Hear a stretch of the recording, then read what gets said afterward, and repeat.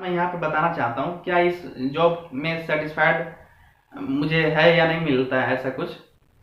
तो देखिए, railway group D का नौकरी है, बहुत सारे लोगों की नज़र में ये छोटा होता है, लेकिन आप समझते हैं इस गलाकाट प्रतिस्पर्धा की दौर में यदि एक बच्चा रेलवे ग्रुप डी की नौकरी लेता है करोड़ों लोगों की भर्तियों के बीच में, तो हेलो एवरीवन, आप सभी का स्वागत है। और साथ में मैं प्रशांत जी आपको भी धन्यवाद देना चाहता हूँ क्योंकि आपने टाइम निकाल करके इस वीडियो को शूट करने का फैसला लिया। तो चलिए वीडियो को शुरू करते हैं। हेलो दोस्तों, मेरा नाम अमित कुमार है और मैं बिहार के पूर्वी चंपारण जिले का रहने वाला हूँ। पूर्वी चंपारण जिले के अंतर्गत एक रक्सौल शहर है, मैं वहीं से बिलोंग करता हूँ। मेरी 10वीं की पढ़ाई 2014 में कंप्लीट हुई थी। 2016 में मेरा प्लस टू हुआ और 2019 में मैंने स्नातक की डिग्री हासिल की। स्नातक मेरा पॉलिटिकल साइंस से रहा था। यदि मैं अपने बारे में बताऊं तो मेरा जो 2018 की ग्रुप डी की वैकेंसी में मेरा ज्वाइनिंग हुआ था और मेरे को जो पोस्ट मिला, पॉइंट्समैन का पोस्ट मिला है। चेन्नई जोन के अंतर्गत मैंने फॉर्म फिल किया था और इस जोन के अंतर्गत तिरुचिरापल्ली डिवीजन है और मैं एक स्टेशन ओटागोविल जो तिरुचिरापल्ली डिवीजन के अंतर्गत आता है, वहां पे मैं अभी पोस्टेड हूँ। यदि हम आगे बात करें कि रेलवे ग्रुप डी एग्जाम के लिए मैंने तैयारी कैसे करी थी, तो मेरे घर के पास में एक कोचिंग था। कोचिंग में मैंने एक डेढ़ महीना तक पढ़ाई किया था, लेकिन वहाँ पे कुछ समस्याओं की वजह से मुझे लगा कि सिर्फ कोचिंग करने से मेरा काम नहीं चलेगा, तो मैंने कोचिंग छोड़ दिया। उसके बाद से मैंने सेल्फ स्टडी करना शुरू कर दिया। सेल्फ स्टडी के लिए आपको दो चीज़ें का ध्यान रखना जरूरी है। सबसे पहली बात, आपके पास कुछ बुक लिस्ट होनी चाहिए और उस किताब के सहारे हम अपनी तैयारी को आगे बढ़ाएंगे। और साथ में एक ऑनलाइन सोर्स, हम यहाँ पे सिर्फ किताब के बारे में बात करेंगे।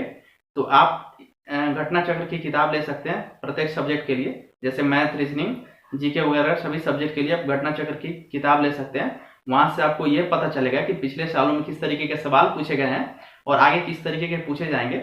उसमें प्रीवियस ईयर का संकलन होता है। तो ऐसे करके आप किताब का सहारा लेकर के वहां से तैयारी कर सकते हैं। और जिन सब्जेक्ट में आपको ज़्यादा दिक्कत है या किसी टीचर्स की हेल्प चाहिए तो आप इसके लिए यूट्यूब का सहारा ले सकते हैं। अगर हम आगे बात करें कट ऑफ को लेकर के, तो मेरा जो कैटेगरी था वो BC2 है, OBC। और मेरा जो रॉ मार्क्स था 63 था और नॉर्मलाइजेशन के बाद में ये 81 चला गया था।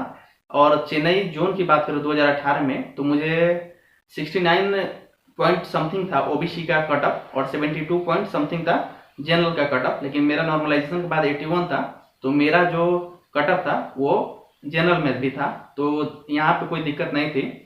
आगे यदि हम बात करें फिजिकल के लिए मैंने कैसे तैयारी किया था, तो फिजिकल से पहले जो होता है एक आपका कट ऑफ आता है जिसमें आपको बताया जाता है कि आप पीईटी के लिए एलिजिबल हैं या नहीं। मतलब पीईटी में आपको जाने का एलिजिबिलिटी जो होता है, आप उसमें जा सकते हैं या नहीं जा सकते। तो इसके लिए एक कट ऑफ आता है, तो जिसमें मैं सेलेक्ट हो गया था एग्जाम देने के बाद में। तो पीईटी के लिए तैयारी मैंने तभी से शुरू किया था जब उसका रिजल्ट आ जाता है। कट ऑफ दो होता है, एक तो होता है आपका जब पीईटी हो जाता है उसके बाद एक कट ऑफ निकलता है, और एक होता है पीईटी के पहले का। तो पीईटी के पहले का जो कट ऑफ था उसमें मेरा क्लियर हो गया था, तब से मैं पीईटी के लिए तैयारी करता था। पीईटी के लिए मैंने कुछ ज़्यादा एक्स्ट्रा नहीं किया।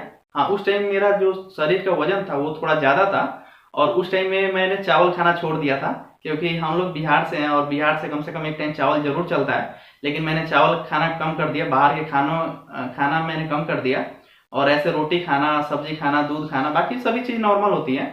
और दौड़ने की जहाँ तक बात है, तो सुबह में 3 राउंड और शाम को 3 राउंड मैं लगाता था। और जिस फील्ड में मैं दौड़ता था वहाँ पे एक राउंड 400 मीटर का होता था। तो इस हिसाब से दिन सुबह और शाम मिलाकर के 6 राउंड होता है और 6 राउंड में तकरीबन 2.5 किलोमीटर दौड़ता था। इसके लिए मैंने किसी भी फिजिकल ट्रेनर की सहायता नहीं ली है। वहाँ पे बहुत सारे लोग दौड़ते हैं और ये सालों भर वहाँ पे चलते रहता है। बहुत सारे लोग पुलिस के लिए तैयारी करते हैं, अलग अलग एग्जाम्स के लिए तैयारी करते हैं जिसमें फिजिकल की आवश्यकता होती है। तो उन लोगों के साथ में मैंने दौड़ा था, तो इसके लिए मैंने किसी भी फिजिकल ट्रेनर की सहायता नहीं ली है। मेडिकल की बात करें तो फिजिकल के बाद में जब आपका मेडिकल प्रोसेस होता है तो उसमें जो आपका सबसे पहले तो विजन टेस्ट बहुत जरूरी है, आंखों की आपकी जांच होती है। उसके बाद में जो आपका चेस्ट है, इसका एक्सरे होता है। एक्सरे के माध्यम से आपका चेस्ट, ये कार्डियो का पूरा जांच होता है, मतलब हार्ट वगैरह का। उसके बाद में आपका पाइल्स भी टेस्ट होता है, आपका ब्लड भी टेस्ट होता है कि आपका शुगर लेवल क्या है। उसके बाद में आपका बीपी भी चेक होता है, हाइड्रोसिल भी चेक होता है। तो मेडिकल सारी चीज़ें नॉर्मल होती हैं, वो प्रोसेस आपका कंप्लीट हो जाएगा। और मेडिकल में अलग अलग जगह पे अलग अलग टाइम लग जाता है, लेकिन यदि हम चेन्नई के अंतर्गत बात करें तो 3 से 4 दिन मान के चलिए, मिनिमम 2 दिन लग ही जाते हैं। 2 दिन से आपके कम में होने वाले नहीं है। तो बहुत सारे लोगों का भीड़ होता है, बच्चे के भीड़ होता है, तो इसलिए 2-3 दिन मेरा 3 दिन लग गया था। यदि हम बात कर लिए यहाँ तक मेडिकल का, अगर हम बात करें कि आगे टेस्ट में आपको ये सारी चीज़ें हो गई और आप क्या कर सकते हैं इस समय तैयारी के लिए, आपके लिए क्या बेटर रहेगा, इसके बारे में मैं आपको बताना चाहता हूँ। तो देखिए, आप लोगों ने लगातार इतने समय से तैयारी किया है, आपको तैयारी करते हुए तकरीबन 2 साल हो रहे हैं। तो इस समय आपको क्या करना है, आपने जो कुछ भी पढ़ाई किया है उसको जरूर एक नोट्स आपने बना के रखा होगा। मैथ के लिए अलग से, रीजनिंग के लिए अलग से, करंट अफेयर के लिए अलग से, जीके के लिए अलग से। तो आपको कुछ एक्स्ट्रा करने की आवश्यकता नहीं है। एग्जाम को करेक्ट करने के लिए आपको 2-3 चीज़ों का ध्यान रखना जरूरी है। आपकी तैयारी कंप्लीट हो चुकी है, आपको अपने ऊपर भरोसा होना चाहिए, सबसे पहली बात। और आपको जो कुछ भी आपने पढ़ा है उसको रिवीजन करना है। सबसे ज़्यादा आपको रिवीजन और आपको मॉक टेस्ट की ज़रूरत है यहाँ पे। मॉक टेस्ट का मतलब प्रीवियस ईयर के सेट बना सकते हैं, जिससे आपको यह अंदाजा लगेगा कि आपके प्रीवियस ईयर के सवाल कैसे पूछे गए थे और आगे किस तरीके से पूछे जा सकते हैं। इससे आप प्रेडिक्शन अच्छा कर सकते हैं। कट ऑफ को लेकर के मैं एक बार थोड़ा सा चर्चा कर देना चाहता हूँ लास्ट में। पिछला बार का जो कट ऑफ गया था उससे कट ऑफ कम जाएगा। एक बात को इसको ध्यान रखना है, क्योंकि पिछले साल जो फॉर्म भरे गए थे उससे बहुत सारा जो फॉर्म है अब की बार कम भरा गया, और कोविड-19 भी है। हो सकता है बहुत सारे लोग एग्जाम देने भी ना जाएं, और बहुत सारे लोगों का अलग अलग एग्जाम में हो जाता है। जैसे एनटीपीसी है, मान लीजिए किसी का एनटीपीसी में हो जाएगा तो ग्रुप डी में नहीं ज्वाइन करेगा। तो ये आप मान करके चले कि पिछले साल का जो कट ऑफ है अलग अलग जोन में आप देख सकते हैं। आप जिस भी पार्टिकुलर जोन से हैं वहाँ का आप कट ऑफ चेक कर सकते हैं, लेकिन उससे कट ऑफ कम जाएगा। आपको घबराने की आवश्यकता बिल्कुल भी नहीं है।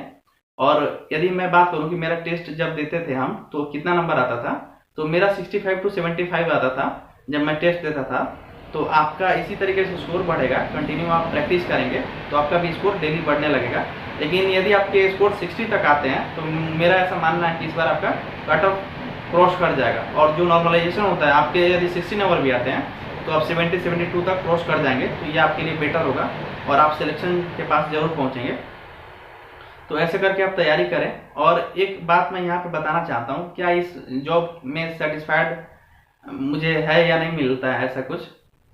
तो देखिए, रेलवे ग्रुप डी का नौकरी है, बहुत सारे लोगों की नज़र में ये छोटा होता है, लेकिन आप समझते हैं इस गला काट प्रतिस्पर्धा की दौर में यदि एक बच्चा रेलवे ग्रुप डी की नौकरी लेता है करोड़ों लोगों की भर्तियों के बीच में, तो अपने आप में सही चीज़ है। बाकी सैलरी की बात करें तो तकरीबन 25,000 रुपये तक मिल जाते हैं, और काम कुछ ज़्यादा नहीं होता। हमें स्टेशन पर ही काम होता है। हम लोगों को एक्चुअली मेन काम है कि हम लोगों को सिग्नल एक्सचेंज करना होता है, और जो पॉइंट होता है जहाँ से हमारी ट्रेनें किस रोड में जाएंगी ये डिसाइड होता है, वो अगर ख़राब हो तो मैनुअली हमें जा करके वहाँ पे थोड़ा सा रोटेट करना पड़ता है। तो ये रही बात। मुझे लगता है कि इस वीडियो में दिए गए इन्फॉर्मेशन से आपको मदद ज़रूर मिलेगी। तो इस वीडियो को बस इतना ही हम रोकते हैं।